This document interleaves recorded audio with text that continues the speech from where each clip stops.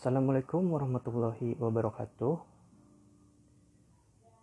Perkenalkan, kami dari Universitas Islam Nusantara, Prodi Pendidikan Luar Biasa. Kami dari kelas A3 semester 4 di mata kuliah Tunadaksa akan membahas tentang spina bifida.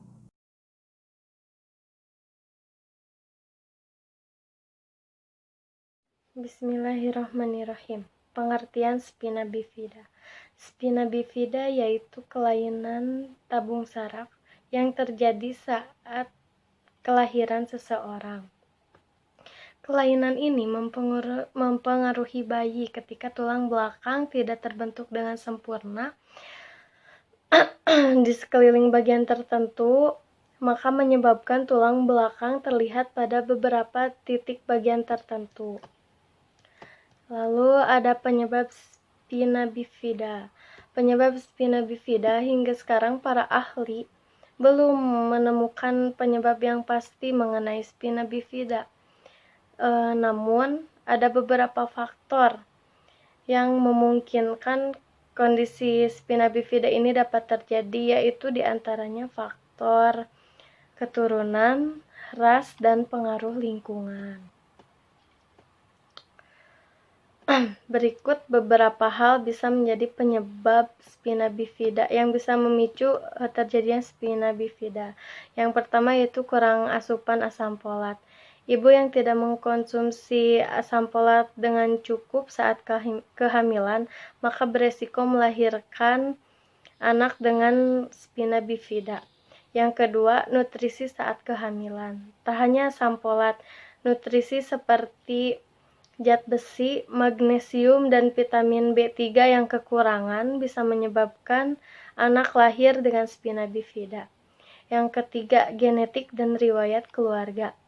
Jika salah satu bayi lahir dengan kondisi cacat lahir, ada peluang sebesar 4% bayi yang nantinya lahir, bayi pada kehamilan berikutnya akan terjadi spina bifida. Selanjutnya ada diabetes. Wanita dengan riwayat penyakit diabetes biasanya lebih tinggi resiko melahirkan anak dengan kondisi spina bifida.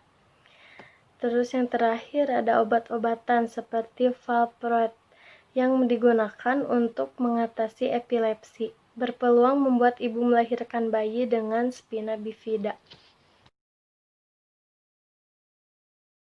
Jenis-jenis dan karakteristik spina bifida. Spina bifida terbagi menjadi 3, okulta, meningokel, dan meilomeningokel. Ketiga jenis tersebut memiliki ukuran, lokasi, dan tingkat keparahan yang berbeda. Yang pertama, spina bifida okulta. Secara bahasa, okulta berarti tersembunyi. Jenis okulta ini yang paling ringan dan berupa celah atau ruang kecil di antara ruas-ruas tulang belakang. Dari semua kasus cacat tulang belakang, sebanyak 15% mengalami jenis okulta. Jenis ini memang umumnya tidak berbahaya dan tidak menunjukkan gejala yang tampak. Bahkan, kondisi saraf tulang belakang pun terkadang tidak mengalami kerusakan sama sekali. Biasanya kondisi ini baru disadari secara tidak sengaja ketika sedang menjalani tes pemeriksaan. Dalam beberapa kasus, penderita tipe okulta ini merasakan sakit. Terkadang, gangguan kesehatan ini baru diketahui ketika anak sudah tumbuh besar bahkan dewasa, dan baru bisa didiagnosis bila melakukan pemeriksaan kesehatan tertentu. Kedua, spina bifida meningokel. Tipe meningokel ini yang jarang ditemukan. Pada tipe ini, membran atau selaput yang melindungi saraf tulang belakang akan mendorong keluar dari bagian tulang belakang dan menembus kulit. Selaput yang sudah berada di permukaan kulit itu akan membentuk jaringan yang menyerupai kantong berisi cairan. Namun, jaringan kantung ini tidak mengandung saraf tulang belakang. Oleh karena itu, kondisi ini tidak berbahaya bagi syaraf, namun terkadang dapat mengakibatkan komplikasi tertentu. Bayi dengan meningokel biasanya memiliki susunan dan fungsi saraf yang normal. Itu sebabnya kondisi ini dapat diatasi dengan operasi yang mungkin menimbulkan sedikit kerusakan syaraf atau bahkan tidak rusak sama sekali. Meski begitu, jenis meningokel ini jarang terjadi. Ketiga, spina bifida meningokel. Tipe meningokel ini yang paling membahayakan dan sangat langka. Mirip seperti meningokel, kantung berisi cairan keluar dari tulang punggung, namun kantung ini mengandung sebagian saraf tulang belakang yang sudah rusak. Jenis myelomeningocele ini dapat mengakibatkan cacat janin tingkat sedang hingga parah. Beberapa di antaranya kesulitan buang air, mati rasa, dan kesulitan berjalan.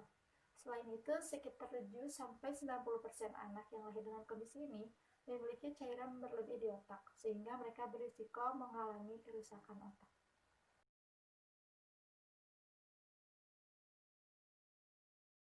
Berikut adalah tanda-tanda dan gejala spina bifida apabila dibagi berdasarkan jenisnya. Yang pertama ada okulta. Okulta umumnya tidak merusak sistem saraf tulang belakang. Anda biasanya tidak akan menemukan tanda-tanda atau gejala yang berarti. Hanya sedikit kasus tipe spina bifida jenis okulta bayi. Bayi yang baru lahir dengan kondisi ini akan menunjukkan gejala fisik seperti berikut. Yang pertama adalah munculnya jambul atau spektrum rambut di bagian punggung. Yang kedua, lesung pipit atau tanda lahir di bagian tubuh yang terdampak. Nah, yang kedua adalah meningokel. Meningokel adalah gejala yang paling tumbuh dilihat dari jenis spina bifida. Meningokel adalah munculnya jaringan berbentuk kantung yang berisi cairan di bagian punggung. Yang ketiga, myelomeningocele. Serupa dengan meningokel, jenis yang satu ini juga dapat diidentifikasi dengan adanya kantung berisi cairan di punggung. Beberapa gejala yang mungkin dialami penderita spina bifida myelomeningocele seperti pembesar di kepala akibat penumpukan cairan di otak. Kedua, perubahan kognitif dan perilaku. Ketiga, tenaga tubuh yang menurun. Keempat, tubuh menjadi lebih kaku. Kelima, kesulitan buang air kecil atau besar. Yang keenam, kelainan sistem saraf kranial. Ketujuh, sakit punggung.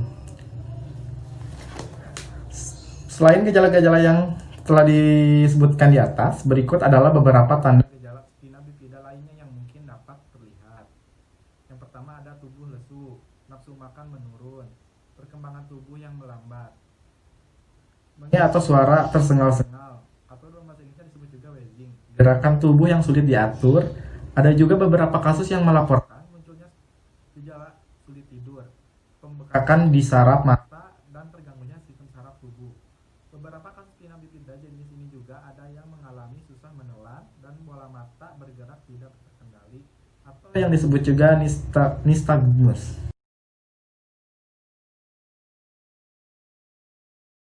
Nah, jadi dampak dari spina bifida adalah anak-anak dengan jenis spina bifida yang paling parah sering mengalami masalah pada tulang belakang dan otak yang menyebabkan masalah serius. Anak terlambat berjalan atau mengalami kesulitan berjalan. Bahkan ada kemungkinan tidak dapat merasakan apapun pada kaki atau tangan, sehingga tidak dapat menggerakkannya. Masalah pada fungsi berkemih atau buang air besar.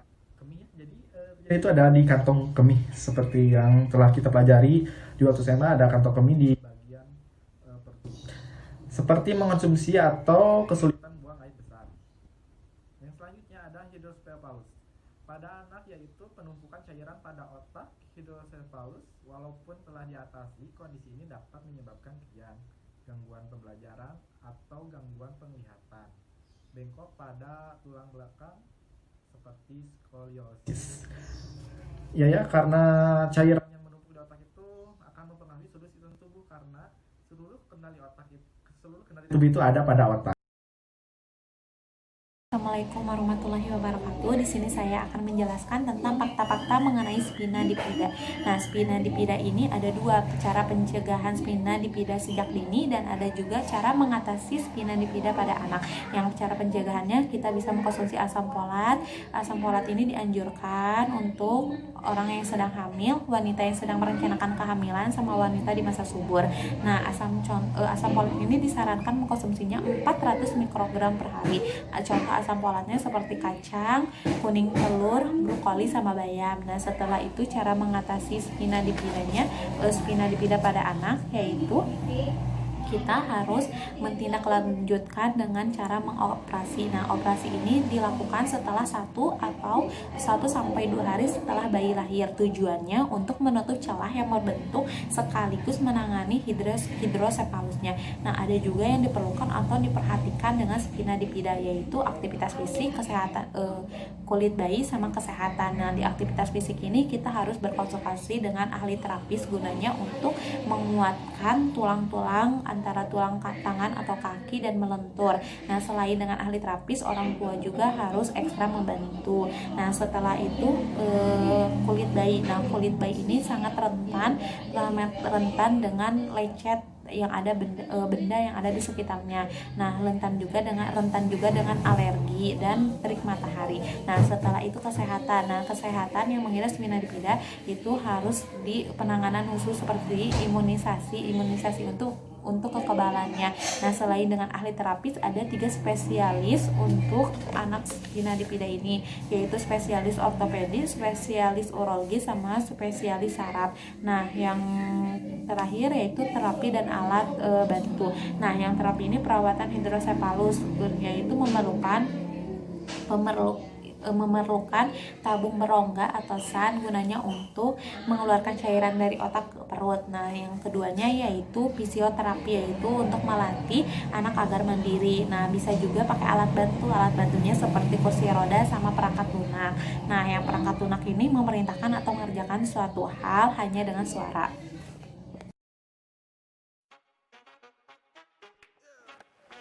Saya di sini akan menyampaikan kesimpulan yang rekan-rekan saya paparkan terlebih dahulu tentang spina bifida. Kesimpulannya, tunadaksa adalah ketidakmampuan anggota tubuh untuk melaksanakan fungsinya disebabkan oleh kurangnya kemampuan anggota tubuh untuk melakukan fungsi secara normal. Salah satu klasifikasi dari tunadaksa adalah spina bifida. Spina bifida yaitu sebagian dari sumsum tulang belakang tidak tertutup. Adapun penyebab pasti dari spina bifida masih belum diketahui oleh para peneliti. Namun faktor yang paling mempengaruhi penyebab utamanya adalah gabungan masalah genetik dan faktor lingkungan.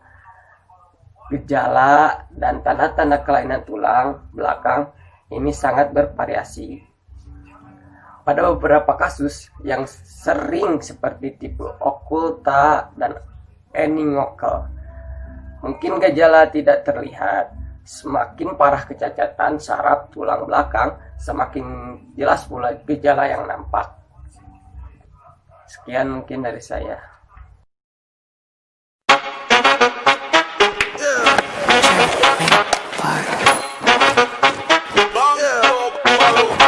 Bass drop.